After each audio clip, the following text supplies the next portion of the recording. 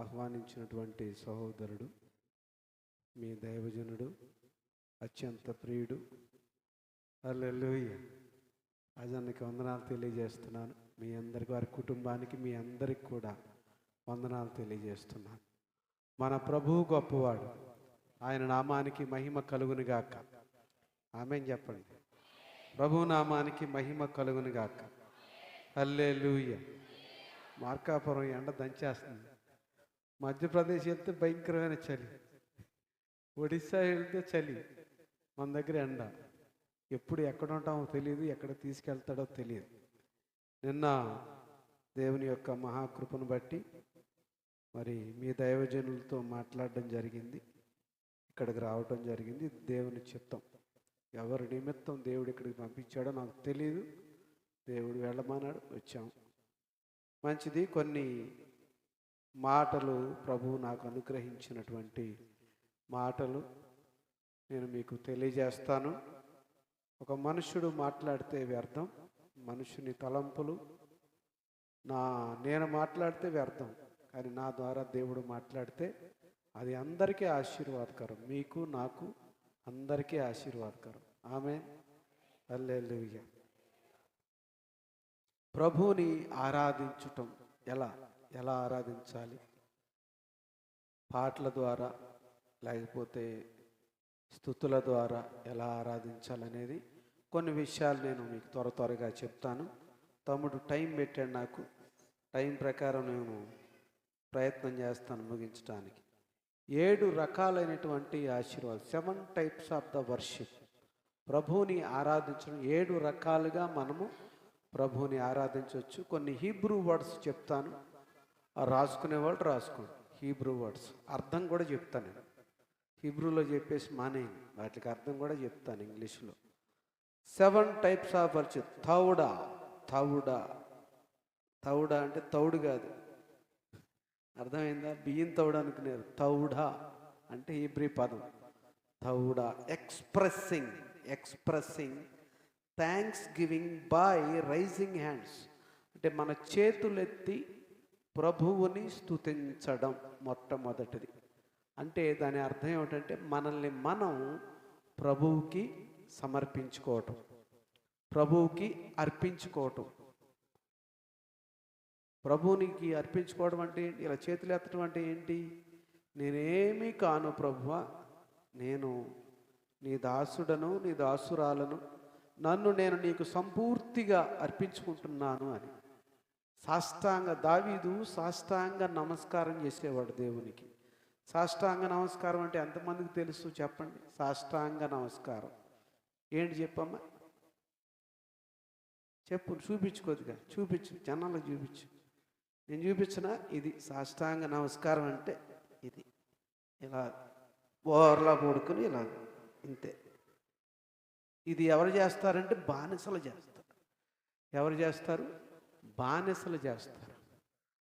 మనం బానిసలం కాదు, కానీ తండ్రికి మనల్ని మనం అర్పించుకుంటాం. తండ్రి, నీవు తప్ప మాకు వేరు ఆధారం లేదు. ఇందాక సాక్ష్యం చెప్పాడు, ప్రార్థన చేస్తే దేవుడు గొప్ప కార్యం జరిగించాడు. నా జీవితంలో ఎవ్వరూ లేరు, నా సాక్ష్యం మీకు తెలుసు, ఎవ్వరూ లేరు. నడి రోడ్డు మీద ఉన్నటువంటి నన్ను ప్రభువుకి అర్పించుకున్నాను నేను, అంతే, ఏమీ లేదు. ఇందాక అంటున్నాడు, మేమిద్దరం మాట్లాడుకునేటప్పుడు ఎక్కడెక్కడికి వెళ్తారు, ఎప్పుడు ఎక్కడ ఉంటారో తెలీదు అని. నేను ఏలియా లాంటి ఆత్మ కలిగినవాడిని. ఎప్పుడు దేవుడు ఎక్కడికి వెళ్ళిపోమంటే అక్కడికి వెళ్ళిపోతాను. బట్టలు రెడీగా ఉంటాయి సూట్ కేసులో, ఒక 5 జతల బట్టలు. వెళ్ళొస్తా సుభాష్ అంటే ఎక్కడికి వెళ్తున్నారని కూడా అడగదు, వెళ్ళండి అంటది, అంతే నా భార్య. దేవుడు చెప్పాడు, వెళ్తున్నాం, అంతే. కాబట్టి ఆరాధన, అర్పించుకోవటం.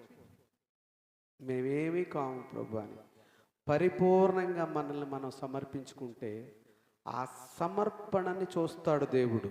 ఆమేన్. ఏం చూస్తాడు దేవుడు?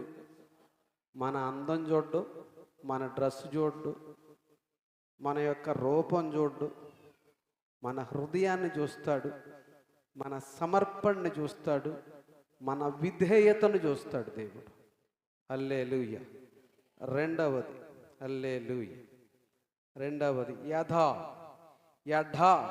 కాదు యథా, a vigorous expression of surrender after involving raised hands. చేతులెత్తిన తర్వాత, చేతులెత్తేసి స్తోత్రం అని చెప్పేసి వెళ్ళిపోవడం కాదు, చేతులెత్తిన తర్వాత హృదయాంతరంగం నుండి ప్రభువుని స్తుతించాలి. చేతులెత్తేసి నీకు స్తోత్రం, నాకు ఆత్రం అని పారిపోవటం కాదు. చాలా సబ్జెక్ట్ ఉంది కానీ నేను టైం ప్రకారం చెప్తాను. హృదయాంతరంగం నుండి దేవా నీకు స్తోత్రము కలుగునుగాక, హల్లెలూయా. నిజంగా యథార్థమైన హృదయంతో దేవునిని ఆరాధించాలి. రెండవది. మూడవది హల్లెలూయా. బర్రాక్ అంటే bowing down in kneeling in reverence, గౌరవపూర్వకముగా. ఇందాక మీరు నిలువ మోకాళ్ళు వేయండి,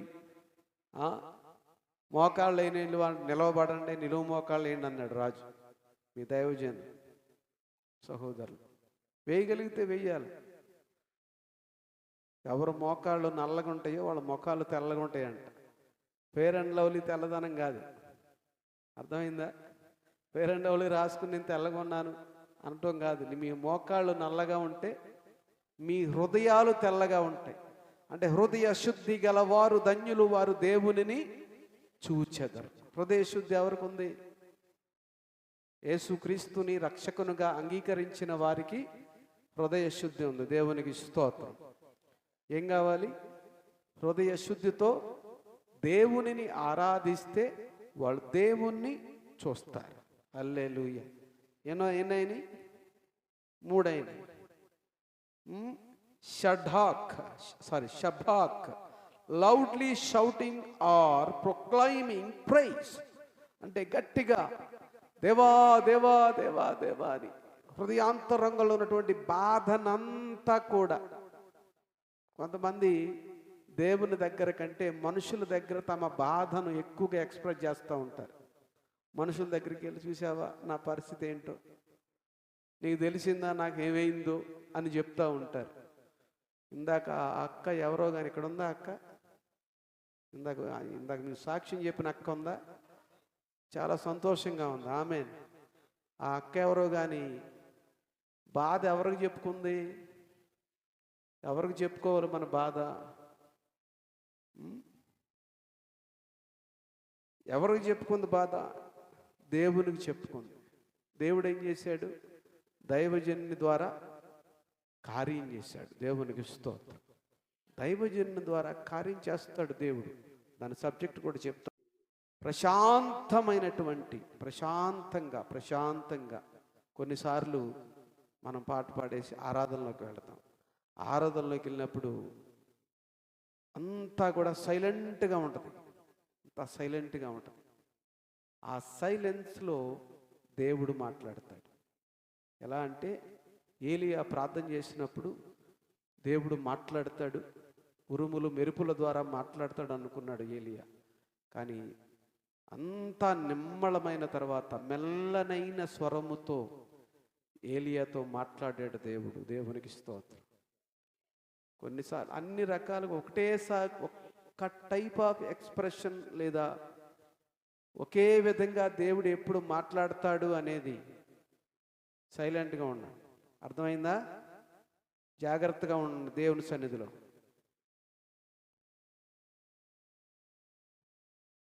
వాళ్ళు కూర్చోబెట్టిన పిల్లలు, మీ దైవజనుడు ఊరుకుంటాడని నేను ఊరుకోను. చాలా జాగ్రత్తగా ఉండండి. ఆశీర్వాదం రాదు, చెప్తున్నాను నేను. తిన్నగా ఉంటే ఆశీర్వాదం వస్తుంది, వింటే ఆశీర్వాదం వస్తుంది. వినటం వలన విశ్వాసం కలుగును. చెప్పండి ఆడికి. ఇక్కడ చెప్పకపోతే ఎప్పుడు చెప్పలేరు. అది బయటికి పంపించండి ఆ పిల్లల్ని. కూర్చోండి జాగ్రత్తగా. హల్లెలూయా. స్తోత్రం చెప్పండి. The 7 stages of worship. 7 పద్ధతులలో 7 రకాలుగా కొన్ని మాటలు చెప్పాను మీకు. దాన్ని ఎలా ఆరాధించారు బైబిల్ గ్రంథంలో, ఎవరు ఆరాధించారు, ఎవరు ప్రభువుని స్తుతించారు, వాళ్ళ జీవితాల్లో ఎలా ఆశీర్వాదాలు వచ్చాయనేది నేను మీకు తెలియజేస్తాను. దేవునికి మహిమ కలుగును గాక. హల్లెలూయా. యోహాను సువార్త 4వ అధ్యాయము 23వ వచనం. యోహాను సువార్త 4వ అధ్యాయము 23వ వచనం చూడండి అమ్మ ఒకసారి. అయితే యథార్థముగా ఆరాధించువారు. 21 నుంచి చదువు అమ్మ. ఒక కాలము వచ్చుచున్నది, ఆ కాలమందు ఈ పర్వతము మీదనైనను యెరూషలేములోనైనను మీరు తండ్రిని ఆరాధింపరు. నా మాట నమ్ముము. మీకు తెలియని దానిని ఆరాధించువారు, మేము మాకు తెలిసిన దానిని ఆరాధించువారము. రక్షణ యూదులలో నుండియే కలుగుచున్నది. అయితే యథార్థముగా ఆరాధించువారు ఆత్మతోనూ సత్యముతోనూ తండ్రిని ఆరాధించు కాలము వచ్చుచున్నది, అది ఇప్పుడే వచ్చి ఉన్నది. తన్ను ఆరాధించువారు అటివారే కావాలని తండ్రి కోరుచున్నాడు. దేవుడు ఆత్మ గనుక ఆయనను ఆరాధించువారు ఆత్మతోనూ సత్యముతోనూ ఆరాధింపవలెనెను. ఆ స్త్రీ ఆయనతో, క్రీస్తు అనబడిన మెస్సియా వచ్చునని నేను ఎరుగుదును, ఆయన వచ్చినప్పుడు మాకు సమస్తమును తెలియజేయనని చెప్పగా, యేసు, నీతో మాట్లాడుచున్న నేనే ఆయనని చెప్పాను. ఈ సమరయ స్త్రీకి దేవునిని ఎలా ఆరాధించాలంటే కొండల మీదకి వెళ్ళి ఆరాధించాలని తెలుసు. మనమందరం పుట్టు క్రైస్తవుడు అనేవాడు ఎవడూ లేడు. మనమందరము క్రైస్తవ కుటుంబంలో పుట్టినంత మాత్రం క్రైస్తవుడు కాదు. మారు మనసు పొంది, రక్షణ పొంది, బాప్తిసం పొంది యేసు క్రీస్తులో జన్మిస్తే తప్ప వాళ్ళు క్రైస్తవులు కారు. మనమంతా క్రీస్తుని ఎరగని వాళ్ళు. అర్థమవుతుందా? క్రీస్తుని ఎరుగని వాళ్ళమ్మ. ఒక ఆయన అన్నాడు, మీరు అన్యజనాంగంలోంచి వచ్చారంటే నువ్వు కూడా అన్యజనాంగంలోంచి వచ్చావన్న. ఆయన ఏదో నేను పుట్టు క్రైస్తవుడు, మా తాత క్రైస్తవుడు, మా నాన్న క్రైస్తవుడు, నేను క్రైస్తవుడు. ఎలా క్రైస్తవుడు? ఈ సమరయ స్త్రీ ఎవరంటే యూదులు. ఈ సమరయులు కూడా యూదులే. అయితే యూదుల్లో నుండి కొంతమంది అన్యులను వివాహం చేసుకుంటే సంకరజాతి అయ్యారు. సంకరజాతి ప్రజలు సమరయులు. ఈ సమరయులు సగం అటు ఉంటారు, సగం ఇటు ఉంటారు. ఇటు దేవుడు అంటారు, ఇటు దయ్యం అంటారు. అందుకనే ఏలియా అంటాడు కొన్నిసార్లు, యెహోవా దేవుడైతే యెహోవాను సేవించండి, బయలు దేవుడైతే బయలును సేవించండి. 2 పడవల మీద కాలేస్తే వెళ్ళరు, మునుగుతారు. చర్చిలో ఉన్నంత వరకు దేవుడు, చర్చి దాటిన తర్వాత దెయ్యం అనొద్దు. మా వాళ్ళండి అటు సగం వెళ్తామండి, ఇటు సగం వెళ్తామండి. వెళ్ళొద్దు. ఉంటే ఇటు ఉండు, లేకపోతే అటు ఉండు. ఏదో ఒకటి తీర్చుకో. ఏదో ఒక తీర్మానం చేసుకో. ఒక తీర్మానం ఉండాలి, ఒక నిబంధన ఉండాలి. అబ్రహాము దేవునితో ఒక నిబంధన చేసుకున్నాడు. ఆ నిబంధన ప్రకారం జీవించాడు కనుక ఈ రోజున అబ్రహాము మనకు తండ్రి అని చెప్పుకుంటాం. విశ్వాసులకు తండ్రి. ఆమేన్, హల్లెలూయా. ఈ స్త్రీ క్రీస్తు అనబడిన మెస్సయ్య వచ్చునని మాకు తెలియను, ఆయన వచ్చినప్పుడు అన్నీ చెప్తాడని మాకు తెలియనంటే నేనే ఆయననంటే ఆశ్చర్యపోయింది ఆవిడ. ఆశ్చర్యపోయి నమ్మలేదు. స్టోరీ మొత్తం మనకు తెలుసు. చేత ఎంతమంది నడిపిస్తున్నారు, చెప్పకపోతే నేనేం చేయలేను, నేను ముందుకెళ్ళిపోతాను. చెప్పట్లా రాజు పాస్టర్ గారు, మీ వాళ్ళు ఎవరో మాట్లాడలేదు, తెలుగు అర్థం కావట్లేదు. తమిళ్ తెరిమా ఉనకు? తమిళ్ తెలుసా? తమిళ్లో మాట్లాడతాను. ఏదో ఒకటి చెప్పండి. తీసుకొస్తున్నారో తీసుకురావట్లేదు. మీ బంధువులు కానీ, మీ స్నేహితులు కానీ, మీ తోటివారు కానీ నరకానికి వెళ్ళిపోతే మీదే బాధ్యత. దైవజనుడిగా నేను చెప్పాను. దేవునికి స్తోత్రం. సమరయ స్త్రీ గురించి. రెండవది, leading of the Holy Spirit. ఈమె ఆత్మ ద్వారా వెళ్ళింది. ఆత్మతోనూ సత్యముతోనంటే ఆ ఆత్మ దేవుడే శరీరధారిగా వచ్చి నీతో మాట్లాడుతున్నాడని చెప్తున్నాడు యేసు ప్రభు వారు. దేవునికి స్తోత్రం కలుగును గాక. హల్లెలూయా. స్తోత్రం అన్న చెప్పండి పోనీ. హల్లెలూయా. ఈ ఫ్యాన్ కొద్దిగా పెట్టినాక. హల్లెలూయా. దేవునికి మహిమ కలుగును గాక. హల్లెలూయా. దేవునికి స్తోత్రం. హల్లెలూయా. ప్రభు నామానికి మహిమ కలుగును గాక. చెప్పండి, ఏదో ఒకటి చెప్పండి. ఎల్లవై అని చెప్పండి. లేకపోతే ద సాక్రిఫైస్ ఆఫ్ వర్షిప్, సమర్పణ కలిగి ప్రభువుని స్తుతించుకోవడానికి, ప్రభు నామాన్ని మహిమపరచడానికి, ప్రభు నామ మహిమార్థమై మనము జీవించడానికి ఒక తీర్మానం. ఇందాక 7 పాయింట్లు చెప్పాను, దాంట్లో ఒక పాయింట్ ఇది. ప్రభు నామ మహిమార్థమై ఎంతమంది నిజముగా తమ జీవితాలను సమర్పించుకొని జీవిస్తూ ఉన్నారో ఒక్కసారి మిమ్మల్ని మీరు పరిశీలించుకోండి. దేవునికి స్తోత్రం కలుగును గాక. ఆదికాండము 29వ అధ్యాయము 30వ వచనం చూడండి. హల్లెలూయా.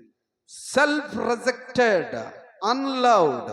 హల్లెలూయా. నేను చెప్తాను చాలా జాగ్రత్తగా, సమయం లేదు కాబట్టి త్వరగా. 29 చూడమ్మా. యాకోబు రాహేలును కూడెను. ఒక్క నిమిషం నేను చెప్తాను మీ అమ్మ, ఒక్క నిమిషం ఉన్నా. హల్లెలూయా. 29 అంతేనా?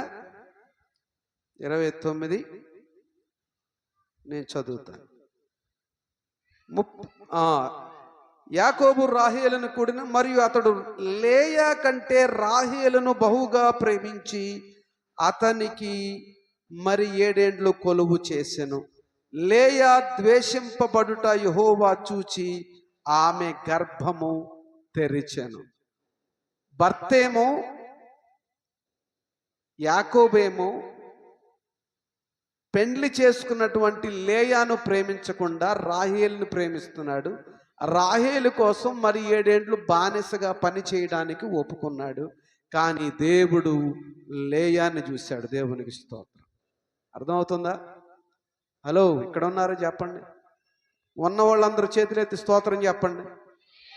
హల్లెలూయా. భర్త 2 భార్యలు ఆ రోజుల్లో ధర్మశాస్త్రం లేదు. నేను 2 భార్యలను చేసుకుంటాను ఎవడన్నారా? దేవుని శిక్ష వస్తుంది మీ మీదకి. చెప్తున్నాను. పాస్టర్ గారు చెప్పారు 2 భార్యలు యాకోబుకి, నేను కూడా ఇంకొక ఆవిడని చేసుకుంటానని చెప్పుకోండి వెళ్ళి మళ్ళీ. అర్థమవుతుందా? హల్లెలూయా. అయితే యెహోవా నా శ్రమను చూచి ఉన్నాడు గనుక నా పెనిమిటి నన్ను ప్రేమించును కదా అనుకొని అతనికి రూబేను అని పేరు పెట్టెను. ఆమె మరలా గర్భవతి అయి కుమారుని కని నేను ద్వేషింపబడితేనన్న సంగతి యెహోవా విన్నాడు గనుక. అర్థమవుతుందా మీకు? ఎవరైనా మీ గృహములో కానీ మీ జీవితంలో కానీ ఎవరైనా మిమ్ములను ద్వేషిస్తూ ఉంటే, మిమ్ములను ప్రేమించకుండా మిమ్ములను అవాయిడ్ చేస్తూ ఉంటే, అంటే దూరం పెడుతూ ఉంటే, దేవుడు మిమ్ములను ప్రేమిస్తున్నాడన్న సంగతి గుర్తుపెట్టుకోండి. దేవునికి స్తోత్రం. మనుషుల ప్రేమ ఎంతకాలం ఉంటుంది? డబ్బు ఉన్నంతకాలం, లేదా వయసు ఉన్నంతకాలం భర్త ప్రేమ, లేదా లవర్ ప్రేమ, ఇవన్నీ కూడా ఎలా ఉంటాయి అంటే కొంతవరకే. కానీ శాశ్వతమైన ప్రేమతో నేను మిమ్మలను ప్రేమించుచున్నాను అంటాడు దేవుడు. శాశ్వతమైన ప్రేమ. ఆ ప్రేమ అగాపే ప్రేమ, అనగా ప్రాణము పెట్టునంతగా మనల్ని ప్రేమించిన ప్రేమ, అనగా కలువరి సిలువలో ఆఖరి రక్తపు బొట్టు వరకు తన రక్తాన్ని కార్చినటువంటి ప్రేమ. ఆయన నామానికి మహిమ కలుగునుగాక. హల్లెలూయా. ఆ ప్రేమతో దేవుడు మనల్ని ప్రేమిస్తూ ఉన్నాడు. అలాగే యెహోవా ఈ లేయాన్ని చూస్తూ ఉన్నాడు, యాకోబేమో రాహేలుని చూస్తూ ఉన్నాడు. పెళ్లి చేసుకున్నటువంటి అక్క వైపు చూడలేదు, ఎందుకంటే ఆమె జబ్బు కళ్ళది, అందంగా లేనిది, ఆమె అందవిహీనురాలు. ఆమెను చూడలేకపోతున్నాడు. కానీ దేవుడు ఆమె గర్భాన్ని తెరుస్తూ ఉన్నాడు. రాహేలు గర్భం మూయబడింది. బికాస్ ఎందుకంటే దేవుని ప్రేమ ముందు మనవల ప్రేమ ఏమాత్రం కూడా పని చేయదు. దేవునికి స్తోత్రం కలుగును గాక. హల్లెలూయా. చివరికి ఎందుకు ఈ వాడు చెప్తున్నా చూపిస్తాం మీకు. దేశింపబడితేనన్న సంగతి యెహోవా విన్నాడు కనుక ఇతనిని కూడా నాకు దయచేసినందుకు అతనికి షిమ్యోను పేరు పెట్టెను. ఆమె మరలా గర్భవతి కుమారుని కని తుదకు ఈసారి నా పెనిమిటి నాతో హత్తుకుని ఉండును, అతనికి 3 కుమారులు కంటిని అనుకుని, అందుచేత అతనికి లేవి అని పేరు పెట్టాను. లేవి అను పేరు పెట్టాను. ద్వేషించబడుతున్నటువంటి లేయా గర్భములో నుంచి దేవునిని సేవించే యాజకుడు వచ్చాడు. దేవునికి స్తోత్రం కలుగును గాక. యాజక కులం ఇది. హల్లెలూయా. మానవులు మనల్ని ద్వేషించినప్పుడు మీరేం భయపడాల్సిన అవసరం లేదు. ఎవ్వరు ద్వేషించినప్పుడు, ఎవ్వరు ఎలా అంటే అనుకొని స్తోత్రం నీకు వందనాలని చెప్పటం, దేవుని వైపు చూడటం. ఆమె మా మేనత్త నన్ను శపించింది. ఏముందంటే, నీకు జన్మలో పెళ్లి కాదురా అంది. వేడి వేడి నీళ్లు ముఖం మీద కొట్టింది. ముఖం అంతా కాలిపోయింది. కానీ ఆమెను ప్రేమించమన్నాడు దేవుడు. ప్రేమించాను.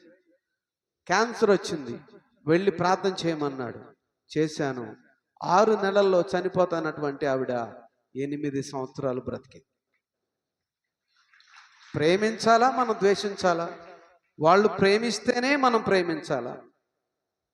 నిన్ను వలే నీ పొరుగు వారిని ప్రేమించమని యేసు ప్రభు వారు చెప్పినటువంటి ఆ మాటను ఒకసారి జ్ఞాపకం తెచ్చుకోండి. క్రైస్తవులం అని చెప్పుకొని మనం కూడా, వాడెవడో మనల్ని ద్వేషిస్తున్నాడు, మనం కూడా వాడిని ద్వేషిస్తూ వాళ్ళకి మనకు తేడా లేదు. ఎంత ద్వేషించబడతామో అంత ఆశీర్వదించబడతాం. హలో, యేసు ప్రభు ఒక మాట చెప్పాడు, లోకము మిమ్ములను ద్వేషించును, అయినను లోకములో మీకు శ్రమ కలుగును, అయినను చెప్పండి రాదా వాక్యం దాని తర్వాత, అయినను ధైర్యము తెచ్చుకొనుడి. ఆమేన్. ధైర్యం తెచ్చుకోవాలి. ధైర్యం లేదనుకోండి ఓడిపోతాం. సైతాన్గాడు మైండ్ గేమ్ ఆడుతూ ఉంటాడు, ఓడించడానికి ప్రయత్నం చేస్తూ ఉంటాడు. ఈమె ఎంత ద్వేషించబడుతుందో, దేవునిని ఆరాధించే ఒక వంశపు కుమారుణ్ణి లేవీని ఈవిడికి దేవుడు అనుగ్రహించాడు. దేవునికి స్తోత్రం కలుగును గాక. ఇంకొంకోటి చదువుతాను చూడండి. అందుకు అతనికి లేవి అని పేరు పెట్టిన, ఆమె మరలా గర్భవతి అయి కుమారుని కని, ఈసారి యెహోవాను స్తుతించదను అనుకుని యూదా అని పేరు పెట్టిన. యోధా అనే మాటకు అర్థం స్తుతి. ఆమేన్. యోధా అనే మాటకు అర్థం ఏంటి? స్తుతి. మన సబ్జెక్ట్ ఏంటి? దేవునిని స్తుతించటం, ఆరాధించటం. ఆమేన్. యోధా వంశంలోంచి ఎవరొచ్చారు? ఒక ద్వేషించబడుతున్నటువంటి స్త్రీ సంతానంలో నుంచి దేవునిని ఆరాధించే యాజక సంతానం వచ్చింది.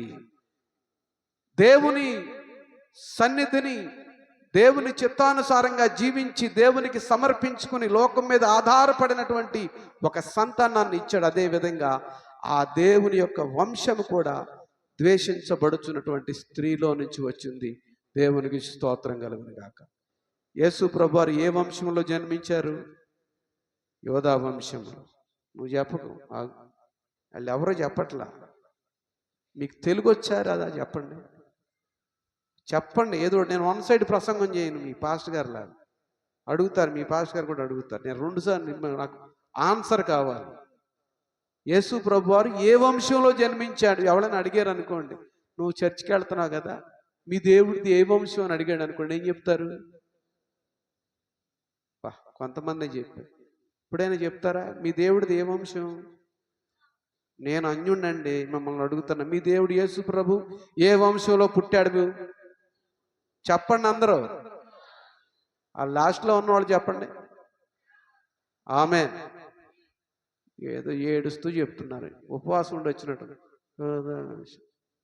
పంపుల దగ్గర అరుస్తారు, ఎక్కడెక్కడో అరుస్తారు, నోళ్ళు తెరుస్తారు. ఇక్కడ తెరవండి నోళ్ళు.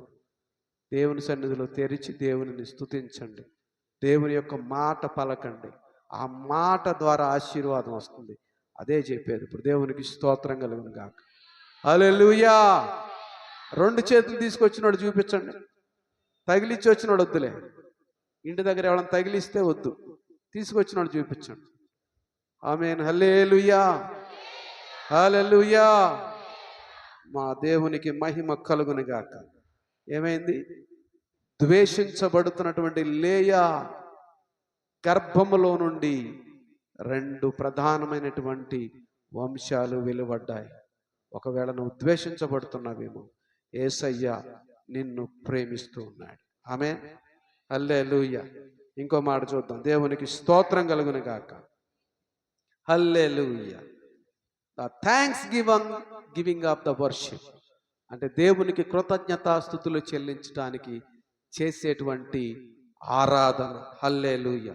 ఒక మాట చూడండి, కీర్తనల గ్రంథం 100వ కీర్తన చూడండి. 100వ కీర్తన, కీర్తనల గ్రంథం 100వ కీర్తన చూడండి. చదవండి ఆ మాటలు. 100వ కీర్తనలో మాటలు చదవండి. నేను కృపను గూర్చియు న్యాయమును గూర్చియు పాడెదను. 100వ కీర్తనమ్మా.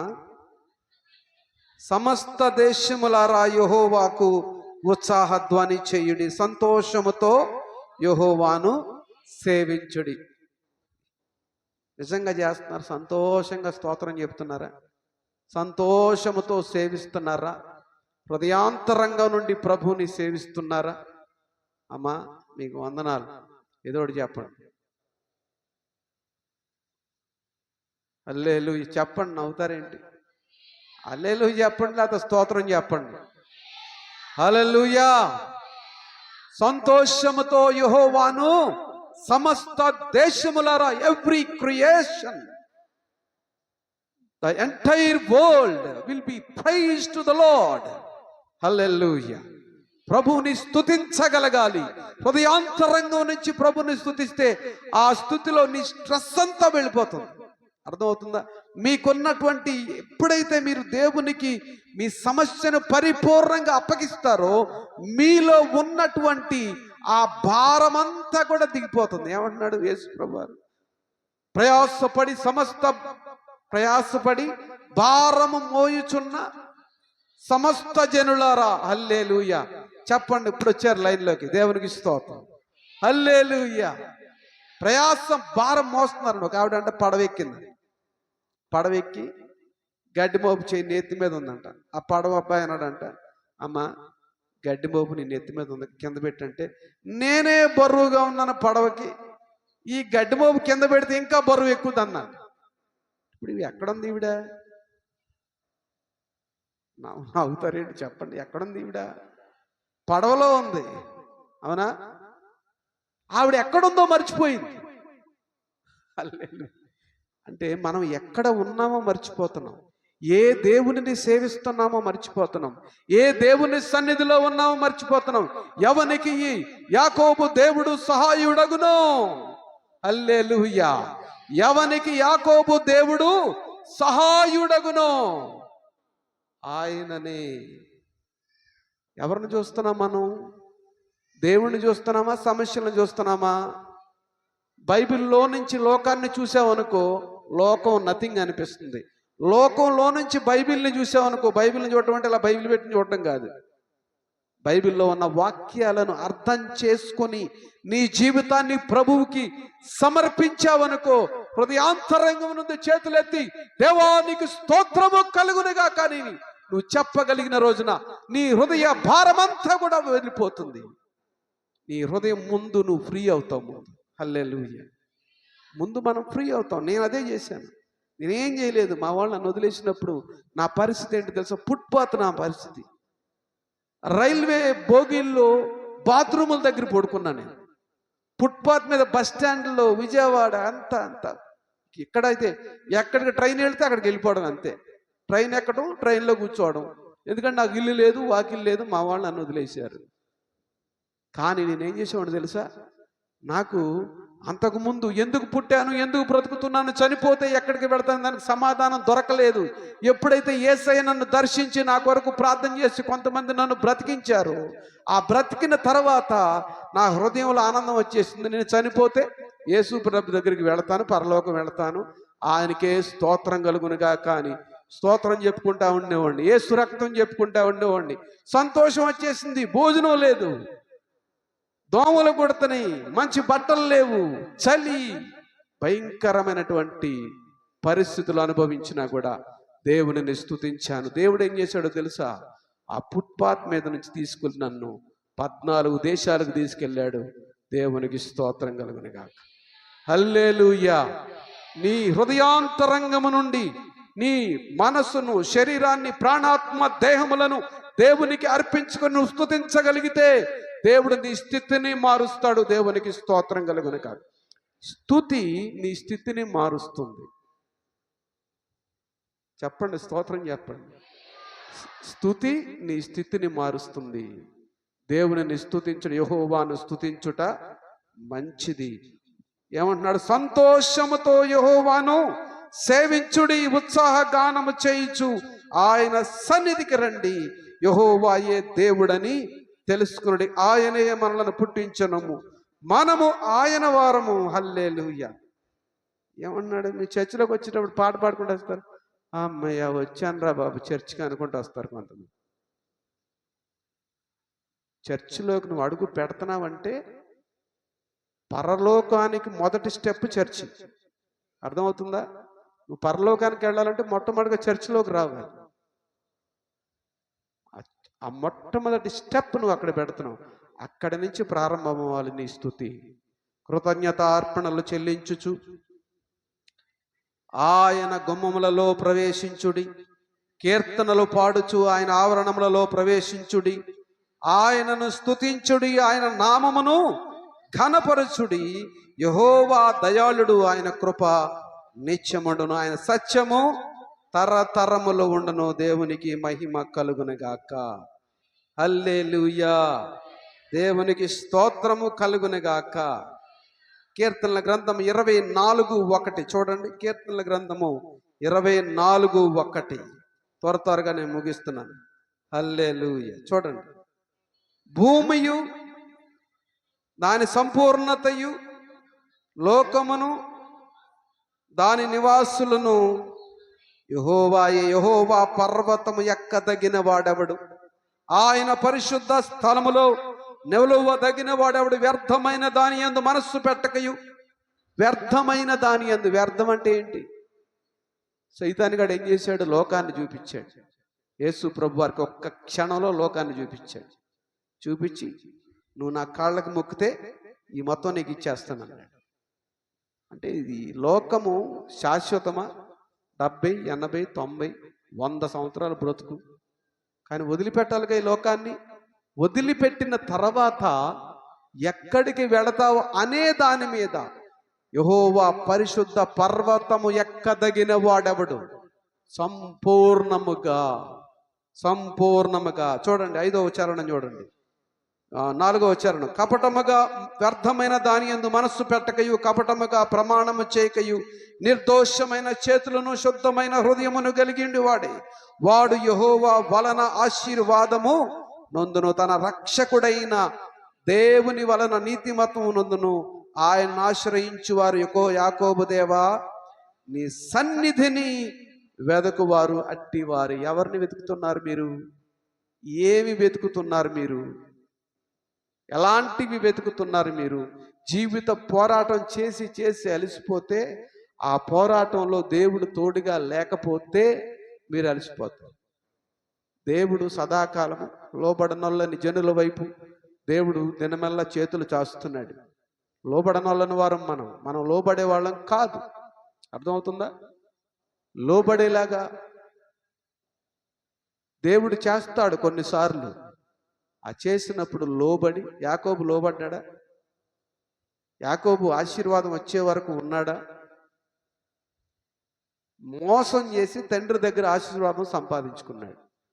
కానీ అది ఆశీర్వాదం కాదు, అది లాక్కుడు, గ్రాబింగ్. తగిన నిర్ణయ కాలమందు, తగిన సమయమందు దేవుడు మిమ్మల్ని హెచ్చించినట్లు ఆయన చేతి క్రింద దీన మనస్కులై ఉండుడి. ఆమేన్. హల్లెలూయా. టైం రాకుండా పరిగెట్టొద్దు.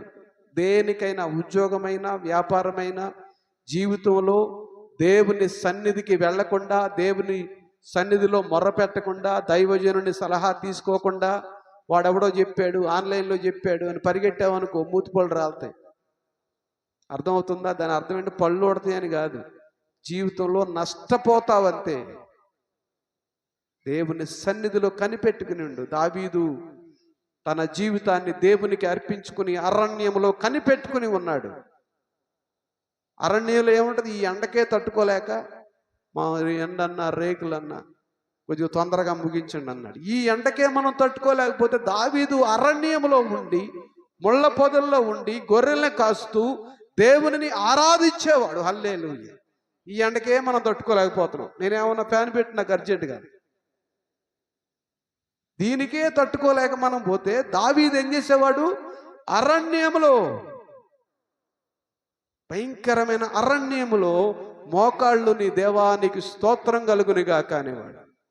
అక్కడ పురుగులున్నాయి, ముళ్ళున్నాయి, సింహాలున్నాయి, ఎలుగుబంట్లున్నాయి, ఆపదలన్నీ చుట్టుముట్టున్నాయి. కానీ ఆపదల వైపు చూడకుండా ఆపదల నుంచి కాపాడే దేవుని వైపు చూసి దేవానికి స్తోత్రం అని స్తుతించేవాడు. సమయం వచ్చింది, రా దావీదు, నిన్ను రాజుని చేస్తాను. స్తోత్రం చెప్పండి.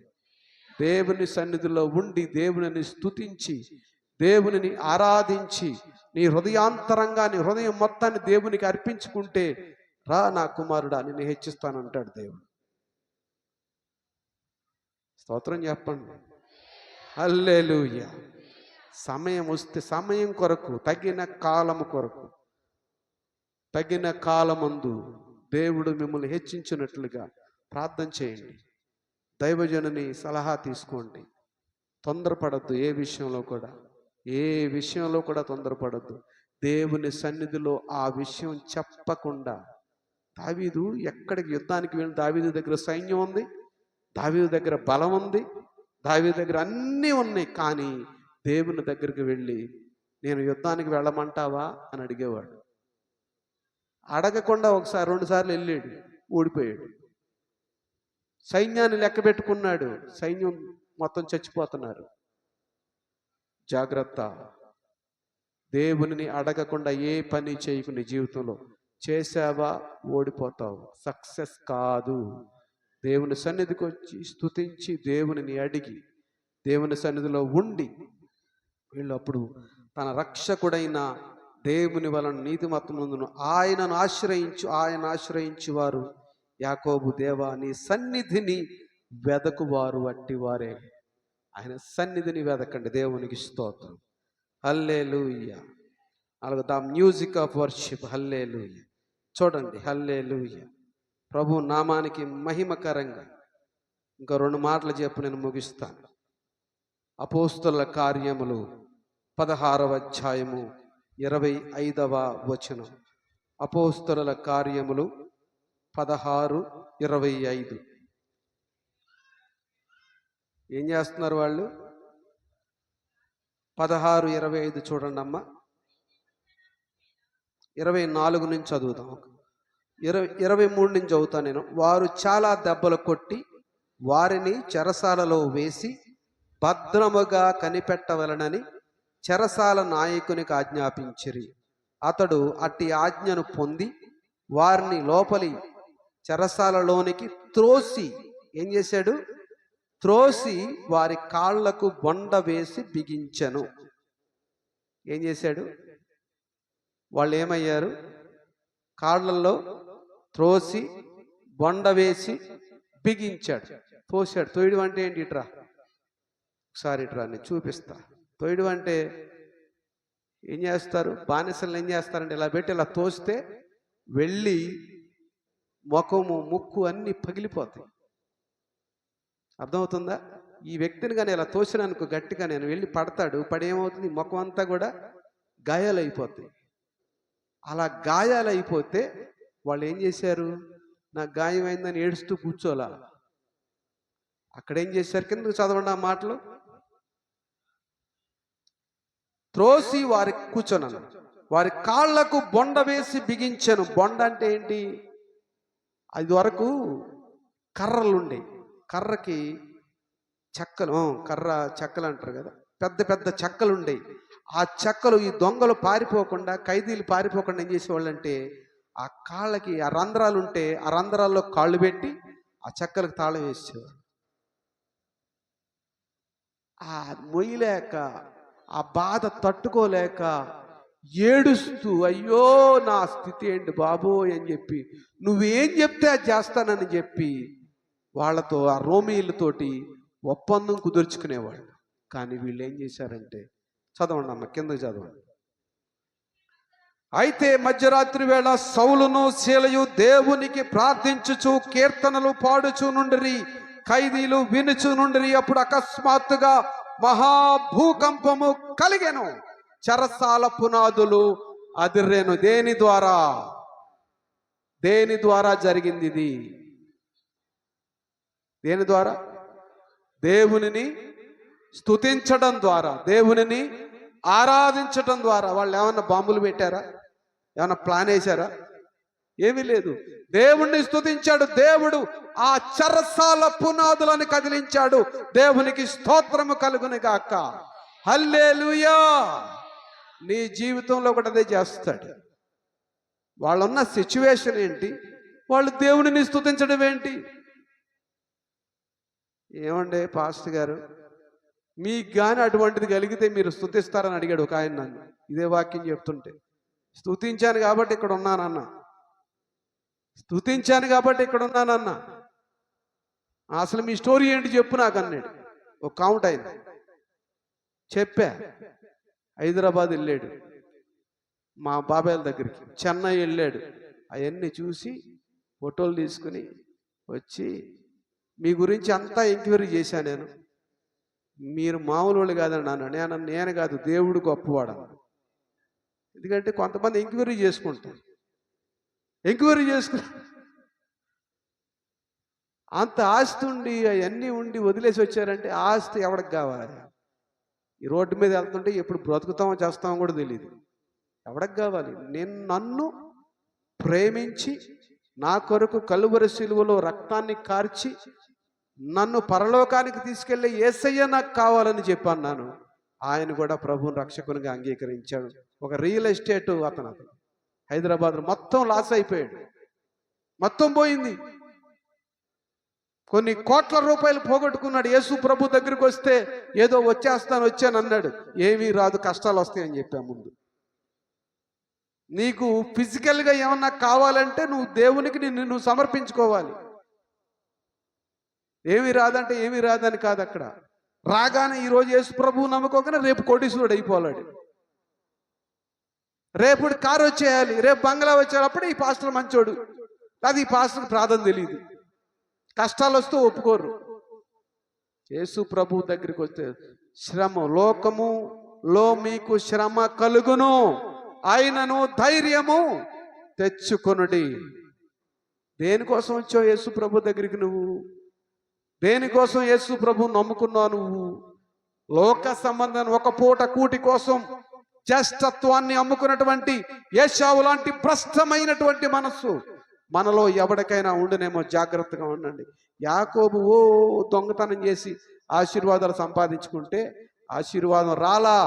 మరలా తన తప్పు తెలుసుకుని దేవుని దగ్గరకు వచ్చి అన్నకు భయపడుతూ వచ్చాడు. ఎక్స్ప్లెయిన్ చేయడానికి సమయం లేదు. భయపడుతూ వచ్చి మరలా దేవుని దగ్గరకు వచ్చి, అయ్యా నువ్వు ఆశీర్వదిస్తేనే కానీ నిన్ను వదలనన్నాడు. మరి తండ్రి ఆశీర్వదించాడుగా, తండ్రి దగ్గర నుంచి అన్ని వచ్చేసినాయిగా. ఇంకా ఆశీర్వాదం ఏంటి? దొంగిలించాడు. దేవుడు ఇస్తాననే వరకు ఎదురు చూడలేకపోయాడు.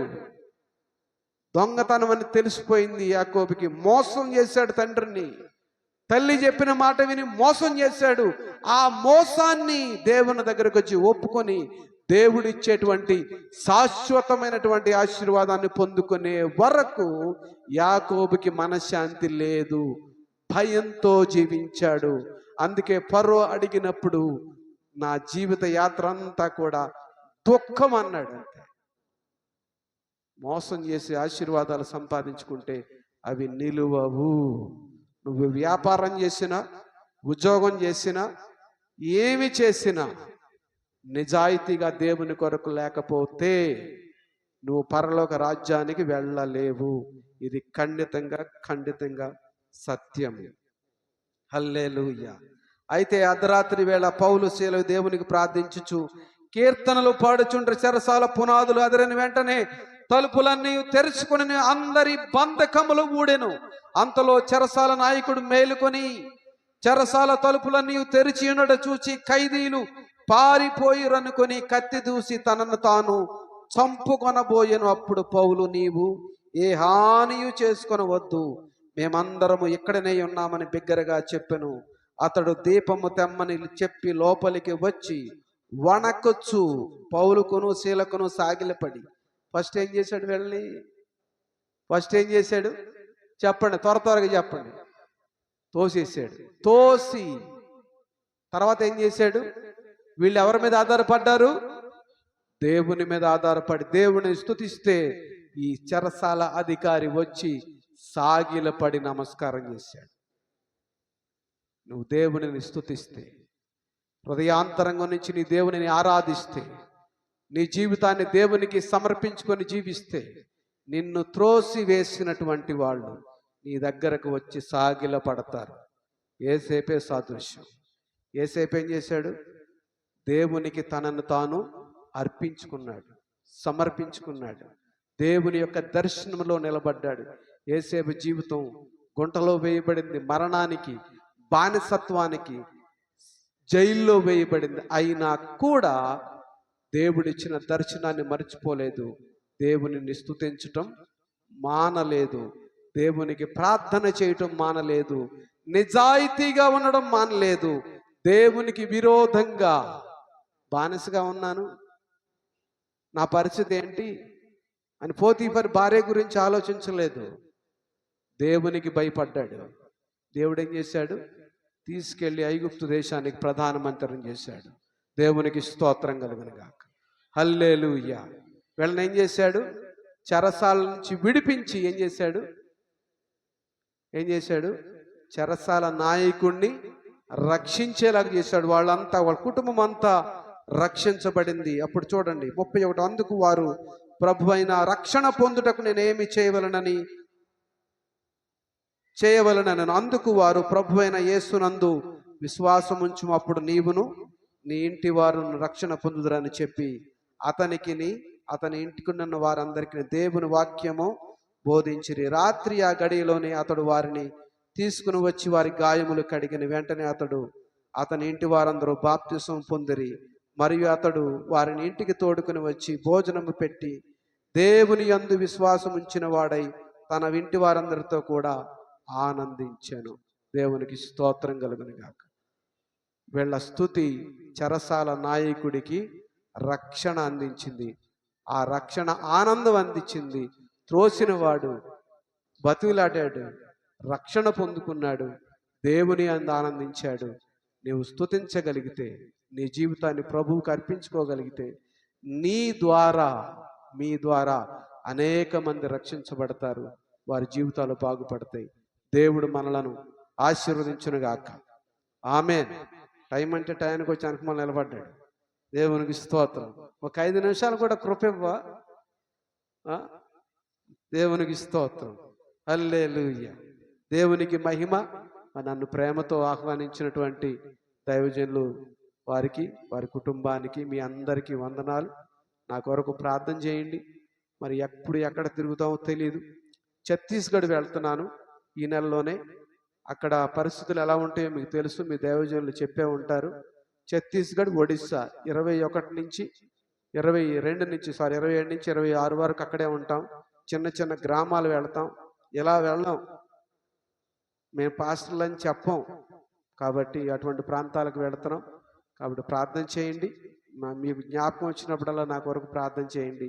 మీ దైవజనుడు ఎప్పుడు ప్రార్థన చేస్తాడో నాకు తెలుసు. మీ అందరికీ వందనాలు. Thank you so much. Praise the Lord. Praise the Lord. Hallelujah. చప్పట్లు కొడితే యేసుని గణపరుద్దాం. Praise the lord. మంచిది, చాలా సంతోషం.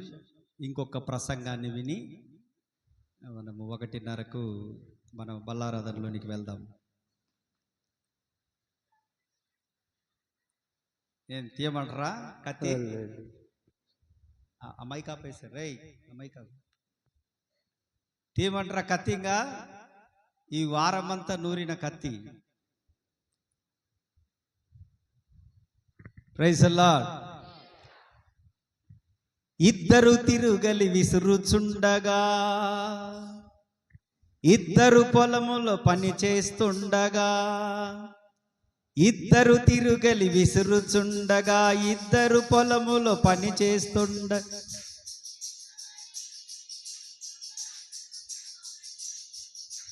ఒకరు ఎత్తబడి ఒకరు విడువబడి, ఒకరు ఎత్తబడి ఒకరు విడువబడి, రెప్పపాటున ప్రేమరాజు యేసు ప్రభువు ప్రియమైన పెళ్లి సంగమును. హల్లెలూయా. దేవుని రాకడ దినాలలో ఉన్నాం మనం. దేవుని రాకడ నేడో రేపో ఇప్పుడో ప్రార్థన అయిపోయినాకనో, ఇంటికి మీరు వెళ్ళేటప్పుడు ప్రయాణంలోనో, లేదా రేపు ఉదయాన్నే మీరు పనికి వెళ్ళేటప్పుడో, లేదా రాత్రి మీరు నిద్రపోయేటప్పుడో, ఏ క్షణమో మనము చెప్పలేం. ఎందుకనంటే దేవుడు బైబిల్ గ్రంథములో చెప్పినట్లుగా యుద్ధములు జరుగుతున్నాయి, పెళ్లిళ్ళు జరుగుతున్నాయి, ఇల్లులు కట్టుకునే వారు కట్టుకుంటా ఉన్నారు, అక్రమాలు జరుగుతున్నాయి, అన్యాయాలు జరుగుతున్నాయి, మోసాలు జరుగుతున్నాయి, అన్ని జరుగుతున్నాయి. ఆయన ఏ సూచనలైతే ఇచ్చాడో భూమి మీదకి నేను రానున్న దినాలలో ఇలా ఉంటాయని, అవన్నీ కూడా భూమి మీద జరుగుతున్నాయి. కాబట్టి యేసుక్రీస్తు రాకడ సూచన స్పష్టమైంది. అయితే ఎవరు ఎత్తబడతారు, ఎవరు విడవబడతారు, ఆ క్లారిటీ లేదు చాలా మందికి.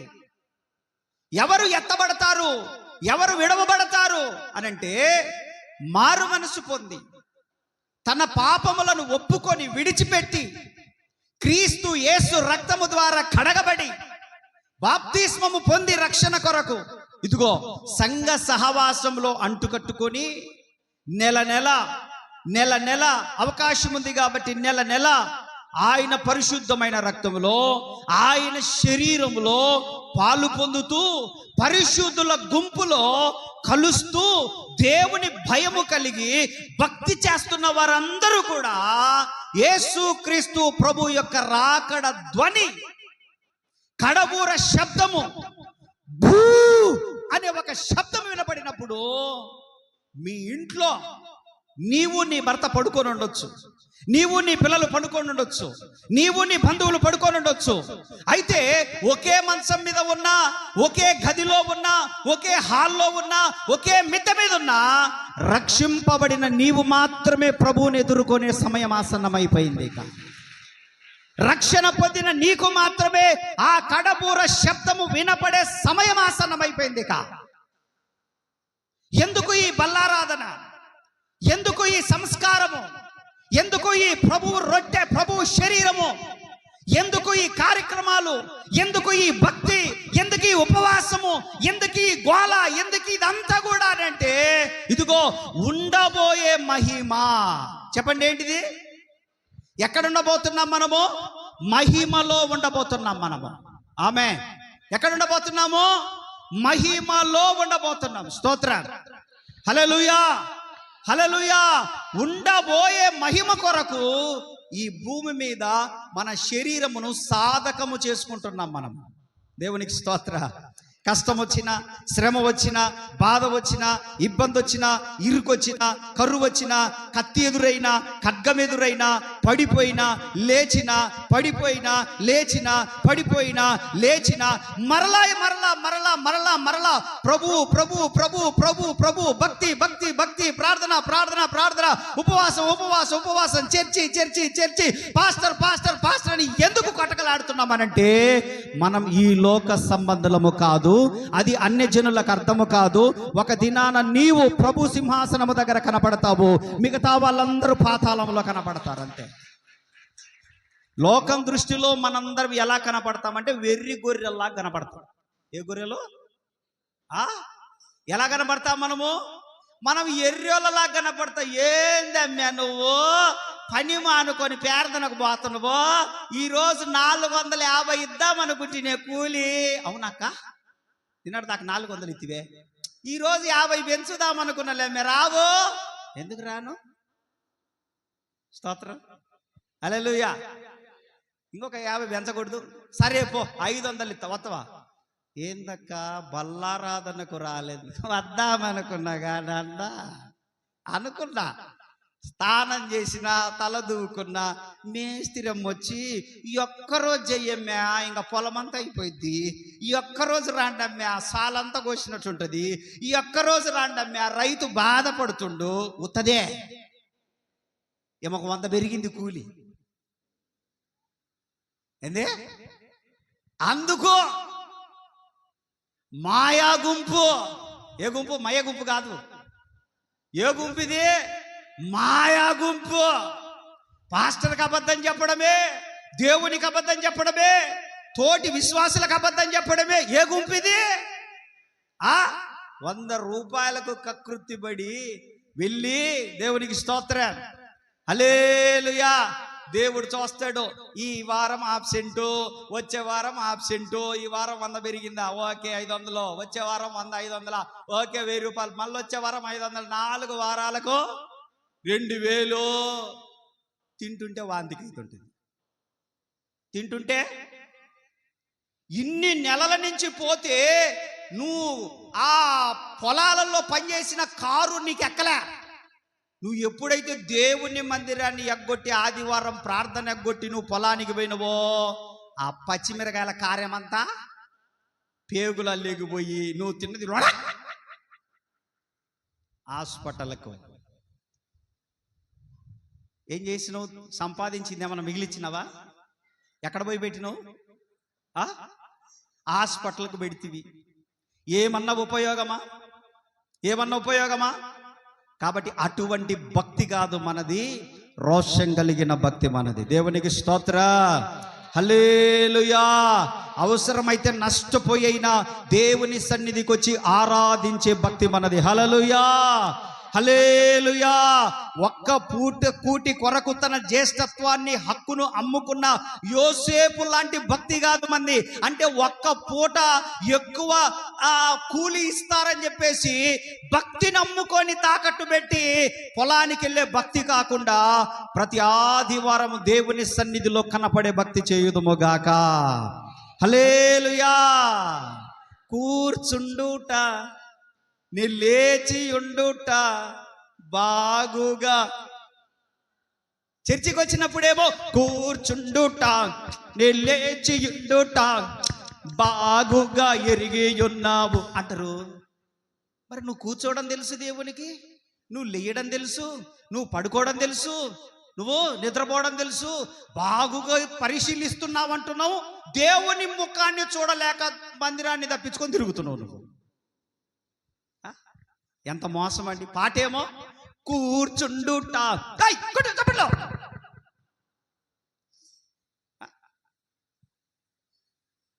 పాటేమో కూర్చుండుట, లేచియుండుట బాగుగా. అయ్యా నువ్వు ఎరిగున్నావయ్యా చుట్టూ నన్ను. ఇంటికెళ్ళి చదువుకోండి, 139 కీర్తన మొత్తం అదే. చుట్టూ నన్ను ఆవరించావు, ఇక పరిశోధించి తెలుసుకున్నావు. కూర్చుండుట, నిలేచి ఉండుట ఉత్తదే, భయము లేని భక్తి. ఏంటంటే భక్తే, కానీ ఏ భక్తి ఇది? భయము లేని భక్తి. అది ఉప్పుకు పనికిరాని భక్తి. స్తోత్రం చెప్పండి, హల్లెలూయా. కడుపులో భయముతో కూడిన భక్తి చేసేవారు పరలోకము చేరుకుంటారు తప్పకుండా. భయముతో కూడిన భక్తి పరులు మాత్రమే దేవుని సింహాసనము దగ్గర కనబడతారు. భయముతో కూడిన భక్తి చేసే వాళ్ళకు మాత్రమే ఆయన కడబూర శబ్దం వినపడబోతా ఉంది. ఏందమ్మా ఇడలేదు పేర్దనా, మార్కాపురం దాటుకొని నాగులారం బావాలమ్మా అనట్లే మిమ్మల్ని. ఏమ్మా ఇక్కడ లేదని ఆ వాక్యమే కాదమ్మా మేం చెప్పేది, ఆ బైబిలే కాదమ్మా మేం చెప్పేది అన్నా కూడా మీరు ఇంత దూరం వస్తున్నారు కాబట్టి రేపు పరలోక రాజ్యంలో మీకు బహుమతులు దొరుకుతాయి తప్పకుండా. పరలోక రాజ్యములో బహుమతుల కూటములో నీకు క్రొత్త పేరు పెట్టి కోట్ల మంది పరిశుద్ధుల మధ్యలో దేవదూతల మధ్యలో నిన్ను ఆ కడబూర స్వరం విని అక్కడికి చేరిన తర్వాత నిన్ను పిలుస్తూ ఉన్నప్పుడు ఆ సంతోషం అప్పుడుంటది నీకు. ఇప్పుడు మనం లోకం దృష్టిలో ఎట్ట కనపడతాం? చెప్పండి చెప్పండి, ఎట్ట కనపడతాం? ఎట్ట కనపడతాం? చెప్పండి. వెర్రి వాళ్ళలాగా కనపడతాం. ఎలా కనపడతాం? పోతుంది పోతుంది పెద్ద బైబుల్ తీసుకొని బతింపా, ఏమకంటే పెద్ద బత్తి పరులు లేరమ్మాయిగో, పైరా అక్క పైరా పైరా. నేను వద్దామనుకున్నా కానీ రాలేకపోతున్నాను. మేస్త్రి అమ్మ ఈ ఒక్క వారం రమ్మన్నది, నేను పోయేస్తున్నా అని వెనక మాత్రం బత్తి బర్రాలమ్మా. దేవునికి తెలియదు మనం పేదోళ్ళమని. పని చేసుకుంటే కాదు బతికేది. బతుకుతావు బతుకుతావు అమ్మా బో ఉంది. ఒకరోజు లోకం దృష్టిలో మనం ఎలా కనబడుతున్నాం, కానీ దేవుని దృష్టిలో మనందరము కూడా ఉన్నతమైనటువంటి స్థానంలో కనపడతా ఉన్నాం. మనమందరం కూడా హల్లెలూయా హల్లెలూయా హల్లెలూయా. ప్రభు సంస్కారములో పాలు పొందబోయే బిడ్డలారా, ఒక్క మాట చెప్పి నేను ముగిస్తాను. ప్రభు సంస్కారంలోనికి వెళ్ళిపోదాం. యోహాను రాసినటువంటి మొదటి పత్రిక చదవండి, 1వ అధ్యాయం 9వ వచనం చదవండి. యోహాను రాసినటువంటి మొదటి పత్రిక. ప్రభు బల్లలో పాలు పొందే బిడ్డలారా, ఈ మాటను గమనించి మనం బల్లలో పాలు పొందుదాం. చదువునా? మన పాపములను మనం ఒప్పుకొనిన ఎడల ఆయన నమ్మదగిన వాడును నీతిమంతుడును గనుక ఆయన మన పాపములను క్షమించి సమస్త దుర్నీతి నుండి మనమల్ని పవిత్రులుగా చేయును. చేతులెత్తి హల్లెలూయా. యోహాను శుభవార్తలో కాదు, యోహాను రాసిన మొదటి పత్రికలో. నాకు తెలుసు మీరు అక్కడ ఎత్తుకుతా ఉన్నారని. ఉమ్మంతా పెట్టి తిప్పుతుంటుంటారు. ఏడాడ పెట్టింటారో ముక్కులో పెట్టుకునేటారు. ఇందాక నుంచి ముక్కులో పెట్టి ఆడదిప్పి ఎడదిప్పి దాన్ని మళ్ళీ నోట్లో పెట్టుకొని దాన్ని ఉమ్ము తీసి ఇట్ట తిప్పి దానికి పూసి మళ్ళీ ఇట్ట పెట్టి అట్ట అనుకోని అది చేసి ఇది చేసి వచ్చినాల నుంచి ముక్కులో పెట్టుకొని తిప్పుకోవడమే సరిపోయే వాక్యం విన్నంతసేపు. ఒక్కొక్కసారి కుటుంబాలు దర్శించడానికి నేను ఇంటికి వెళ్ళినప్పుడు నీళ్ళు ఎట్టెత్తరో మామూలుగా ఇట్లా ఇయ్యొచ్చుగా, ఇట్ట 2 ఏళ్ళు లోపల ఉంటాయి. ఒక గ్లాసు లేదురా, గ్లాసు లేదు. ఏంద్ర గ్లాస్ అనుకుంటుంది అందుకండే. ఏంది మీరు గ్లాస్ ఉంటుంది అందుకోండి. ఇదే వీళ్ళకి తెలియాలా నీళ్ళు ఎట్టియాలనో, ఎందుకు తాగనో. మా ఇంటికి వస్తే నీళ్ళే తాగడన్నా, తాగను. ఎందుకు తాగనో చెప్తా. నీళ్ళు ఎట్టియాలా, ముంచుకొని వచ్చి ఇట్లా ఇయ్యాలా, ఇట్ట పెట్టి లోపలికి తాగన్నా. మజ్జిగ నీకోసమే చేసిన.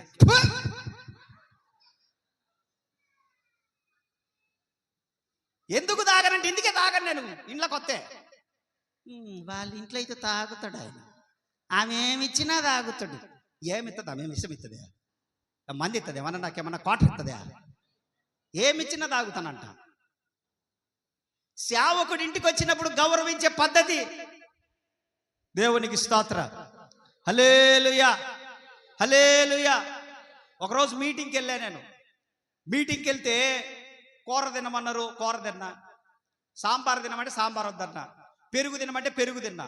మళ్ళా వచ్చింది వాడిన సాంబార్ నేనేనన్నా చేసింది, వేసుకన్నా అంటుందామా. వద్దులే కారణం. మళ్ళాంటి తిరిగి వచ్చింది, కొంచెం వేసుకన్నా, రసం అన్నీ వేసుకన్నా అంటుంది. వద్దు లెక్క సాంబారు, నేను పెరుగుతో తిన్నాను, చికెన్తో కూడా తిన్నానని చెప్తా ఉన్నా.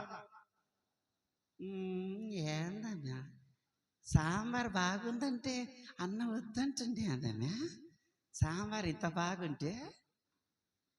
నా పక్కన ఉన్నోడు అడుగుతున్నాడు, ఏందన్నా ఇందాక నుంచి ఆ బతిమలు అడుగుతుంది, కొంచెం వేసుకోకూడదా, లేకపోతే ఆ మునక్కాయ ముక్కలన్నీ వేసుకోకూడదా సాంబార్లు అంటే. ఒరే ఆమె ఇందాక సాంబార్ చేసేటట్టు చూసినానరా, ఆ దోసకాయలు కోస్తూ ఇట్ట నాకింది రామా.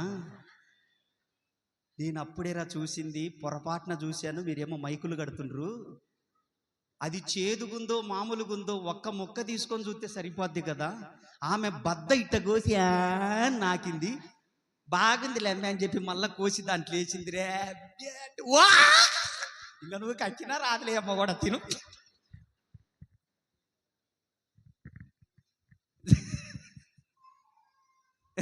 దేవునికి స్తోత్రం. హల్లెలూయా, హల్లెలూయా, హల్లెలూయా. అన్నా ఇవి కూడా చూస్తావా నువ్వు? నేను అన్ని చూస్తా. ప్రైజ్ ది లార్డ్, హల్లెలూయా. దేవుని వాక్యం ఏం సెలవిస్తా ఉందంటే, మనము చదువునాను అన్నమాట, మన పాపములను మనము ఒప్పుకొని ఎడల ఆయన నమ్మదగిన వాడు, నీతిమంతుడు, ఆయన మన పాపములను క్షమిస్తాడు. దేవునికి స్తోత్రం. బిడ్లారా, ఇక్కడ బల్లారాధన పొందుకోవడానికి చాలా మంది వచ్చారు, మంచిది. అయితే మనలో ఏదైనా ఇంకా పాపం ఉందేమో, మలినం ఉందేమో, ఏదైనా దుర్నీతి ఉందేమో, ఏదైనా దురాభిమాన పాపం ఉందేమో, ఏదైనా దేవునికి ఆయాసకరమైంది ఉందేమో, మనము బల్లను సమీపించే ముందే మన హృదయాలను మనము శుద్ధీకరించుకొని అందులో పాలు పొందండి.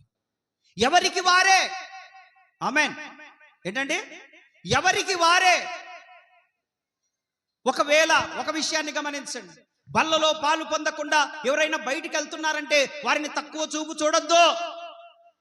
వారి వ్యక్తిగత విషయాలు ఏ బలహీనత ఉందో మనకు తెలియదు కదా. మనం తీర్పు తీర్చకూడదు.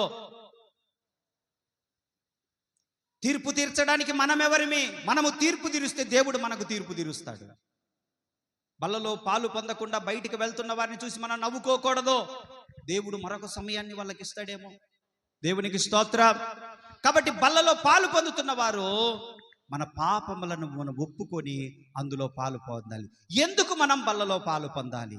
యోహాను శుభవార్తలోనికి రండి. ఇప్పుడు యోహాను శుభవార్త 6వ అధ్యాయం 54వ వచనం నుంచి ఒక 2 వచనాలు చదవండి, నేను ముగించేస్తాను. నా శరీరము తిని నా రక్తము త్రాగువాడు నిత్య జీవము గలవాడు. చదువునా? అంత్య దినమున నేను వాని లేపుతాను. నా శరీరము నిజమైన ఆహారమును, నా రక్తము నిజమైన పానమునై ఉన్నది. నా శరీరము తిని నా రక్తము త్రాగువాడు నా యందును, నేను వాని యందును నిలిచియుందుము. హల్లెలూయా. ఒక్క మాట నన్ను చెప్పనివ్వండి ముగింపులో. దేవుడు మీ యందు నిలబడాలంటే, మీరు దేవుని యందు నిలబడాలంటే ఒకే ఒకటి, ప్రభు సంస్కారంలో పాలు పొందుట. దేవుడు మీ యందు నిలబడి ఉండాలంటే ప్రభు సంస్కారంలో పాలు పొందుట. ఎలా పాలు పొందాలి అనంటే, మనమల్ని మనం పరిశుద్ధపరచుకొని పాలు పొందుట. ఆమేన్. కాబట్టి ఈ యొక్క నియమాన్ని పాటించి మనం బల్లలో పాలు పొందుదాం. దేవుడి మాటలు దీవించును గాక. బల్లలో పాలు పొందాలనుకున్న వాళ్ళు మాత్రం లేచి నిలబడండి.